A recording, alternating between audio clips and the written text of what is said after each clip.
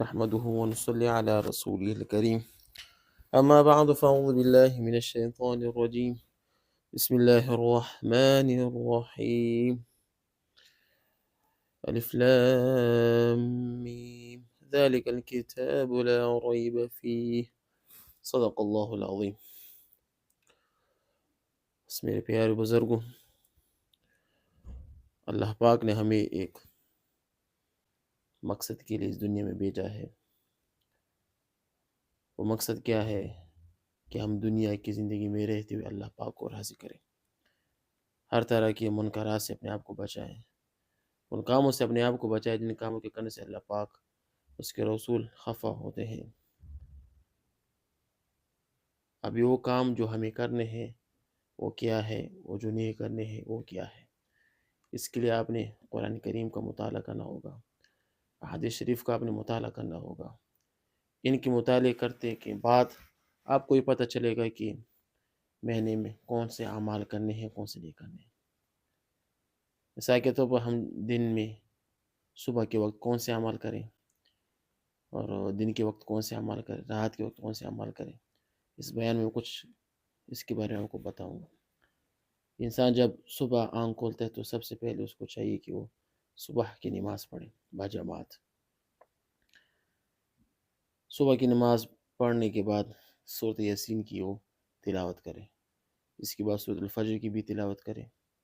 اس کے بعد جتنا اس کو موقع مل سکے تھوڑا سا قرآن کریم کا حصہ پڑھ لیا کرے روزانہ کی بنیاد پر. اس کے بعد مسجد میں بیٹھ کر اشراق کے نوافل ادا کرے. تو یہ کام کرنے کے بعد وہ پھر دن کے ٹائم اپنے رزق کے حلال کے لیے گھر سے نکلے. کوشش کرے کہ دن کے وقت کوئی ایسی بات نہ کرے جس سے اللہ اس کے رسول نہ خوش ہو. ایسا کہ تو کسی کو گالی دینا، غیبت کرنا، چغل خوری کرنا، ان سب سے اپنے آپ کو بچائے. دن کے وقت کوشش کرے دن کے وقت اگر موقع ملے تو چاش کی نماز پڑھ لے، 4 رکعت یا 6 رکعت. اس کے بعد ظہر کی نماز پڑھ لے باجماعت. ظہر کی نماز کے بعد عصر کی نماز پڑھے باجماعت. اکثر لوگ عصر کے وقت کھیل تماشے کے نکلتے ہیں تو عصر کی نماز ان لوگوں سے رہ جاتی ہے. تو عصر کی نماز باجماعت پڑھ لے. اس کے بعد مغرب کی نماز باجماعت پڑھ لے. مغرب کی نماز کے بعد اوابین کی نوافل ہو تو کچھ ادا کر لیں. اس کے بعد مغرب کی نماز کے بعد سورۃ الملک جو کہ تبارک الذی بیدہ الملک وعلی کل شیء قدیر، اس کی طرح ضروری کریں. اس کے بعد اگر موقع مل سے سورۃ واقعہ کی تلاوت کریں. اگر موقع مل سکے تو سورۃ الف لام میم سجدہ جو کہ 21 پارے میں ہے اس کی تلاوت کریں. سورۃ الملک کے اور سورۃ الف لام میم سجدہ کی بڑی فضیلت ہے کہ جو کوئی یہ پڑھتا ہے تو اللہ پاک اس کو قبر کے عذاب سے نجات پاتا ہے. وہ اور یہ جو ہے نا، یہ صورت قیامت کے دن اللہ پاک سے جھگڑا کرتا ہے، یا تو اس بندے کو جنت میں داخل کر دو یا مجھے قرآن سے نکال دو. اور سورۃ واقعہ کے بارے میں تھے کہ جو لوگ گھروں میں سورۃ واقعہ کی تلاوت کرتے ہیں ان گھروں میں کبھی بھی فاقہ نہیں آتا، تو اس کی تلاوت کرے. اور سورۃ یاسین کہ جو دیر کے وقت تلاوت کرتا ہے اگر وہ سوال مر جائے تو وہ شہید لکھا جاتا ہے. جو رات کے وقت اس کو پڑھتا ہے اور رات کے وقت اس کو موت آئے تو وہ شہیدوں میں لکھا جاتا ہے.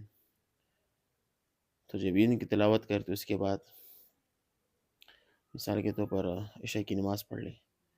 عشاء کی نماز کے بعد حدیث شریف میں آتا ہے کہ 3 لوگوں کی جماعت بن جاتی ہے.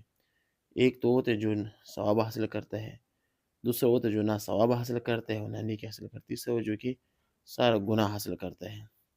ثواب حاصل کرتے ہیں جو کہ عشاء کی نماز کے بعد کہتے ہیں نیک کام مشغول ہو جاتے ہیں، اور نہ نیکی حاصل کرتے ہیں نہ ثواب. وہ ہوتے ہیں کہ صبح عشاء کی نماز کے بعد کیا ہو جائے ڈائریکٹ سو جاتے ہیں.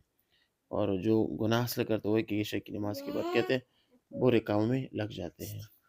اس کے بعد مثال کے طور پر اگر مثال کے طور پر آپ نے اچھے کام نہیں کریں تو یہ ہوتا ہے کہ آپ سو جائیں. سونے سے پہلے مثال کے طور پر 3 قل ہے نا، قل اعوذ برب الفلق، قل هو الله احد، قل اعوذ برب الفلق، قل اعوذ برب الناس کی تلاوت کریں. اس کے بعد آیت الکرسی کی تلاوت کریں. اس کے تمام دن میں جتنے اعمال کی ہیں جو گناہ کی ان سے اللہ پاک کے دربار میں استغفار کریں. پھر اس کے بعد آپ بستر پر سو جائیں. یہ کچھ اعمال تھے، ان اعمال کو کرنے سے انشاءاللہ آپ کے دن بھی اچھے گزریں گی، آپ کی رات کی جو حصے ہیں وہ بھی عبادت میں لے کے جائے گی. وآخر دعوانا ان الحمد للہ رب العالمین.